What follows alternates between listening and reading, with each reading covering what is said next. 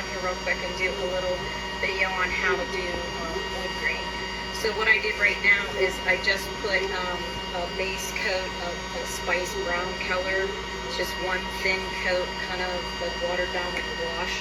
You could also stain your wood if you want. I'm doing it in a wood tone so you can see.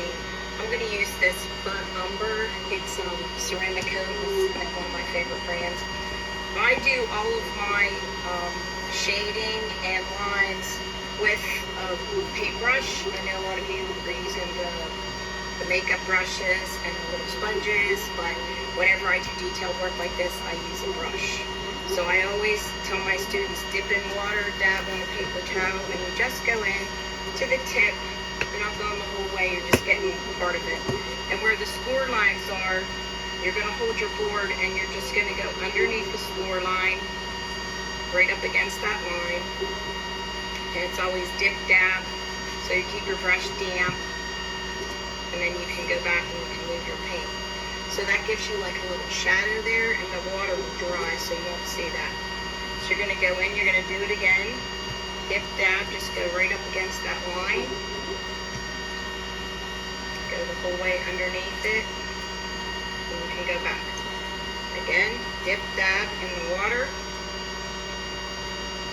Right under the line. All the way across. Now, if you're just learning to do this, of course, it's going to take you longer and you can take your time doing it.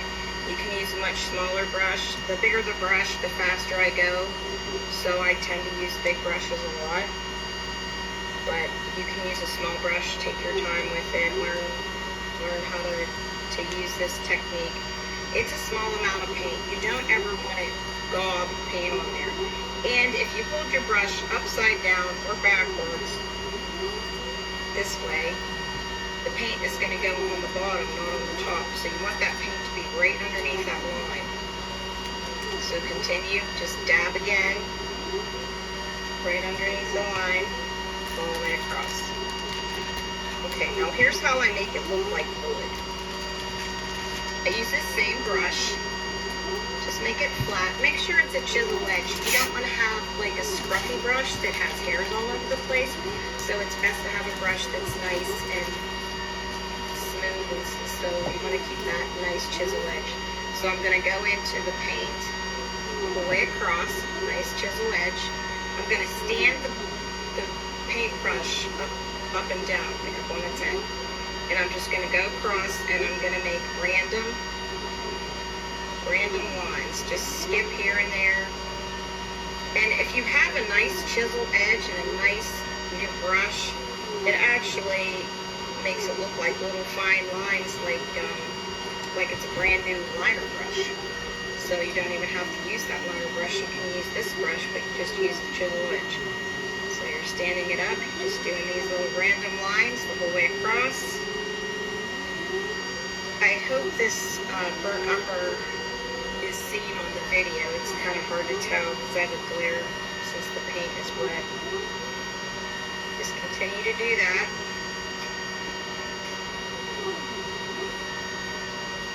Make your own little wood grain. I also do this on ivory. I'll use ivory as a base and then go ahead and use my brown, and then it makes it look like old wood.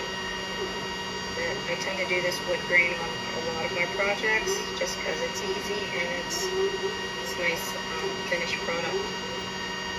Okay, so after we get all our lines on, the next thing I like to do is put a couple little knots in it. So clean out my brush, and let paint out of there. And by the way, when you're cleaning brushes, I take these old little soaps, like the leftovers from your bathtub, and just use them, and you can clean your brush very easily with this soap. You get these little containers at the dollar store, so they're nice to have. I use those in my paint classes. Okay, so now that I have a clean brush, I'm going to dip into just the tip again, like I did before, and I'm just going to make, I call them little rainbows, but just take a straight line, one of the scored lines, and then just start and make little arches, like that. Now you can do an arch right underneath it, maybe to the side, like that, just to make it look like a little knot. You can do little squigglies, like kind of an S shaped, like that. You're standing your brush again up on top to draw with it. You're kind of like drawing with your brush is what you're doing. So anywhere that you want to, that you can see, just make these little, like a little rainbow. Just use this line to start with, like you're going off the line. And I randomly place them. Maybe put one down here, because that's how they are in real life. They're just random. And you don't want to overdo it and have too many, but you can see it kind of looks like a little bit of wood, and that literally took 3 minutes. So it's not hard once you get the hang of it. If you have any questions, feel free to message me. I'll help you out any way I can. Thanks.